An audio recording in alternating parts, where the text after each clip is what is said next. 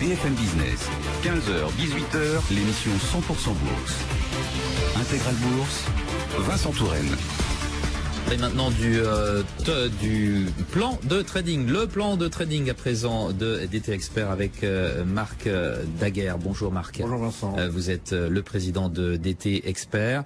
Votre plan de trading un petit peu particulier puisque on tire déjà un bilan de 2016 et puis on se projette dans 2017. Le bilan 2016 des marchés en quelques mots. Oui, alors le bilan en quelques mots, parler du CAC déjà dans un premier temps avant de parler des marchés en général.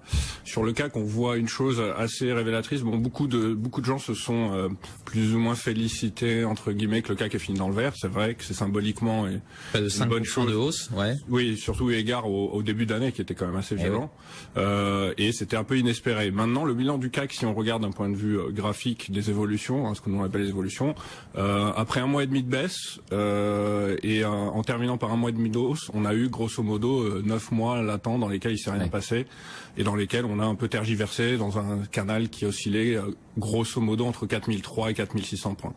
En revanche, toujours techniquement, ce qui est intéressant, c'est qu'il vaut mieux, j'allais dire, ce type de configuration que l'inverse, c'est-à-dire qu'il vaut mieux finir à la hausse que finir à la baisse après une hausse, parce que ça peut laisser entrevoir encore des espoirs de nouveaux plus hauts dans les mois à venir.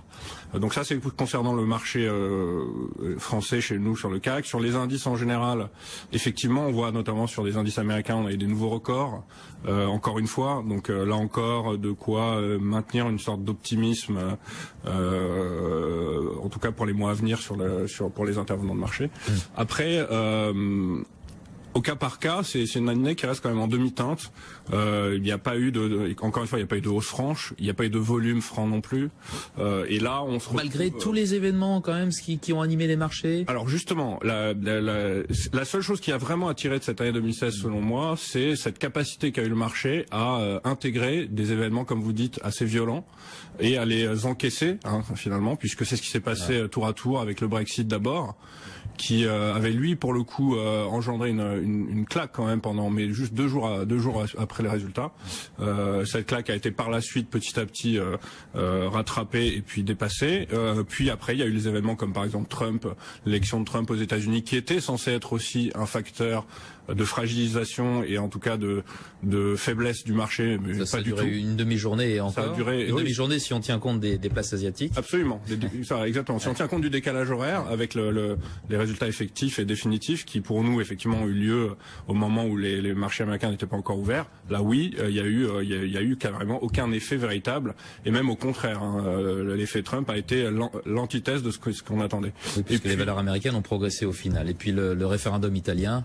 Les valeurs américaines ont progressé et effectivement, le référendum italien qui était à moindre titre mais quand même une autre source d'inquiétude, malgré le résultat qui là encore a été à l'encontre de la décision de ce qu'avait essayé de mettre en place Matteo Renzi, là encore le référendum italien n'a pas eu d'effet boursier, d'impact négatif tel qu'on pouvait éventuellement le croire.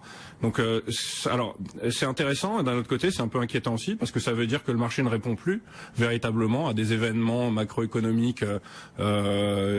exogène et que il en fait un peu qu'à sa tête et il en fait à sa tête dopé par des banques centrales qui continuent un petit peu leur politique de quantitative easing et qui injectent encore des liquidités. La planche de salut des marchés, les banques centrales. Alors la planche de salut, on sait qu'elles sont là en tout cas pour ce qui est de la BCE, oui, tout à fait, européenne. La BCE est là. Ça va encore continuer au moins jusqu'à la fin de l'année. La Fed, vous avez bien fait de dire la BCE, mais la Fed, d'un autre côté, n'a pas besoin autant que la BCE d'être là pour l'instant. Les États-Unis ont même démarré leur politique de remontée des taux, ce qui signifie dans l'absolu que l'économie va mieux. Mais la vraie question, c'est est-ce qu'on peut continuer à doper l'économie de façon artificielle comme ça et jusqu'à quand? Parce que doper l'économie, il faut savoir que ça doit se rattraper derrière par des événements. Ça peut être possible. Les États-Unis ont une économie qui fonctionne pas mal comme ça, à savoir à flux tendu, où ils arrivent toujours à tirer vers le haut et à rattraper derrière le retard qu'ils avaient par des événements qui peuvent être matérialisés.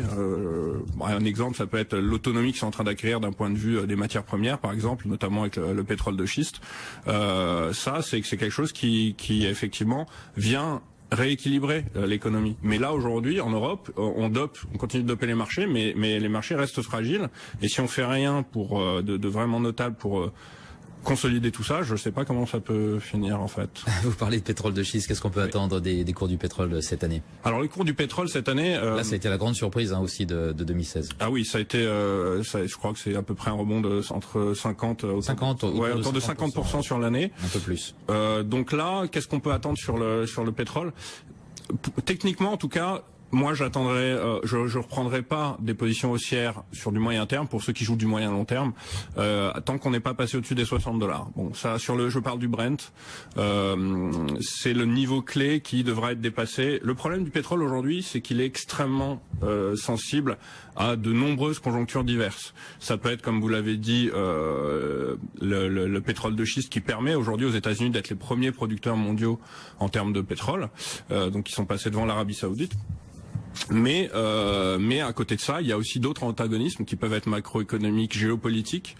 Il peut y avoir des guerres, qu'elles soient des guerres au sens propre, au sens figuré, des guerres, j'allais dire, plus économiques, financières, entre l'Arabie Saoudite qui désire maintenir sa mainmise sur les cours du pétrole, car ça reste aujourd'hui malgré tout, en termes j'allais dire de marge, ça reste le pays qui peut se permettre la production la plus faible. Toujours, même si ça les a quand même touchés. Hein. Ah oui, ça les a ils ont été pris à leur propre jeu finalement, hein, les Saoudiens, parce que c'est quand même eux qui entretenaient la suroffre, dont on disait responsable de la chute des cours qui ont atteint un plus bas au mois de février. Hein, oui, c'est ça. $26.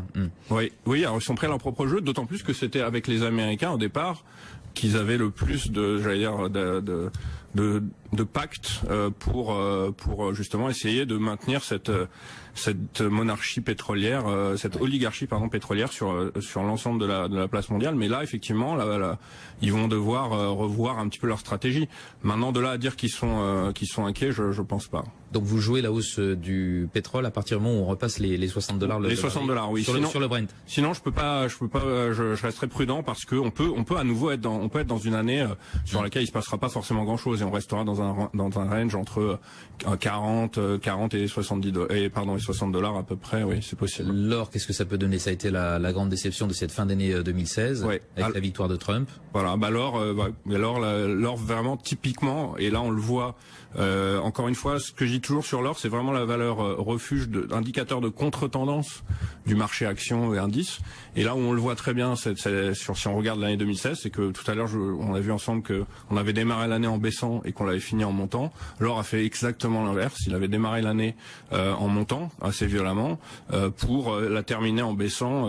Et là à peu près à partir il avait commencé à baisser avant l'élection de Trump, mais là, pour le coup, l'accélération a été encore plus marquée. Donc aujourd'hui, techniquement, le graphique de l'or est pas très rassurant, et je m'attends plutôt à une année baissière sur les cours de l'or en 2017. Est-ce qu'on peut s'attendre à en nature, on s'y attend pas, hein, les Black Swans, les signes noirs. Est-ce qu'il pourrait y avoir des Black Swans en plus de tout ce dont on peut avoir parlé, c'est-à-dire toutes ces échéances électorales, peut-être le retour de la Chine, ça pourrait être quoi un Black Swan? Alors, en dehors, si vous me demandez en dehors de ce que vous avez déjà évoqué ici et de ce que vous venez de dire, je pense que il faudra faire attention à ce qu'on évoquait sur la politique des banques centrales, à savoir, j'aimerais faire un parallèle avec ce qui s'était passé en 2007 avec la crise de subprime. C'était quoi la crise de subprime? C'était un excès d'optimisme des investisseurs américains et de ceux qui leur permettaient d'avoir cet optimisme, c'est-à-dire qui leur accordaient des crédits immobiliers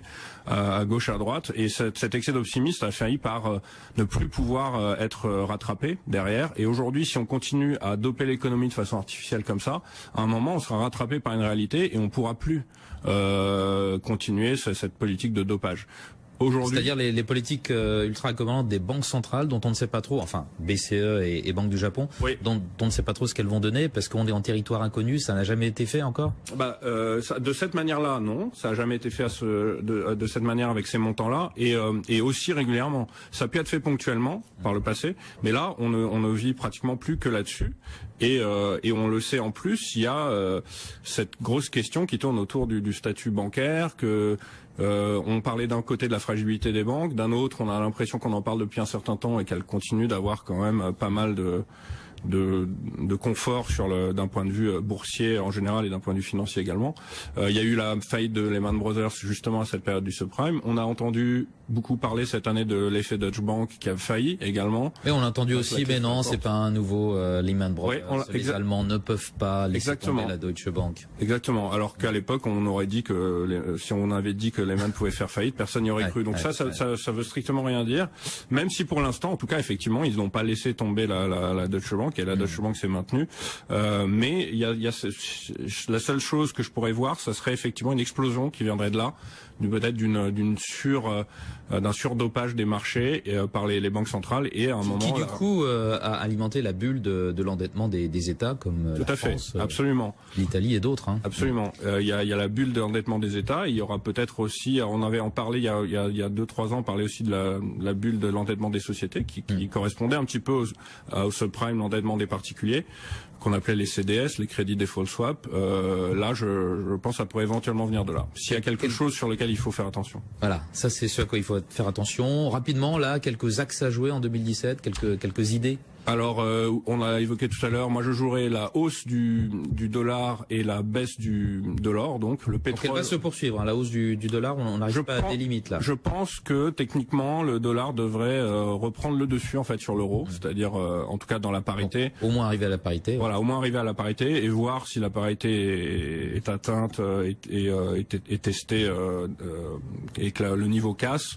Je pense qu'on peut descendre plus bas, c'est-à-dire que le dollar devrait pouvoir reprendre le dessus sur l'euro cette année. Jouer la baisse de l'or et quoi d'autre? Le pétrole à partir de $60. À partir de $60, le pétrole, ouais, absolument. Et après, sur certains secteurs, il y a des secteurs qui semblent un peu plus porteurs, comme la chimie, les ressources de base, les banques. Si on maintient les banques centrales continuent leur politique de QE. Et puis, à l'inverse, faire attention peut-être à des secteurs type pub, médias et ce qu'on appelle les utilities. D'accord, voilà. Très bien. Merci beaucoup Marc. Marc Daguerre, merci pour ce plan de trading de DT Expert dont vous êtes le président. BFM Business, 15h59, c'est Intégral Bourse.